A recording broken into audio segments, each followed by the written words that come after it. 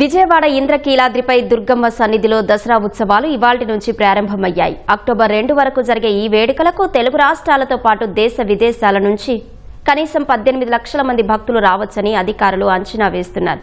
11 రోజుల్లో 11 రూపాల్లో అమ్మవారు దర్శనమిస్తారు. భక్తులకు అసౌకర్యం కలగకుండా అధికారులు పటిష్ట ఏర్పాట్లు చేశారు. ఈ ఏడాది వేడుకల నిర్వహణలో సాంకేతికతను పెద్ద ఎత్తున వినియోగిస్తున్నట్లు ఆలయ ఈవో వికే సీనా నాయకు తెలిపారు.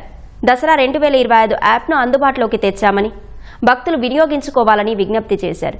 మూలా నక్షత్రం సందర్భంగా సెప్టెంబర్ 29న సోమవారం సరస్వతీదేవి రూపంలో దర్శనమిచ్చే దుర్గమ్మను ముఖ్యమంత్రి చంద్రబాబు మధ్యాహ్నం 3:30-4:30 గంటల మధ్యలో దర్శించుకుంటారు. రాష్ట్ర ప్రభుత్వం తరపున పట్టు వస్త్రాలు సమర్పిస్తారు. అమ్మవారు ఇవాళ బాలా త్రిపురాసుందరిదేవి రూపంలో దర్శనమిస్తున్నారు. మొదటి రోజు భక్తులను ఉదయం 9 నుంచి రాత్రి 11 గంటల వరకు దర్శనాలకు అనుమతిస్తారు. రెండో రోజు నుంచి తెల్లవారుజామున 4 గంటల నుంచే భక్తులు అమ్మవారిని దర్శించుకోవచ్చు.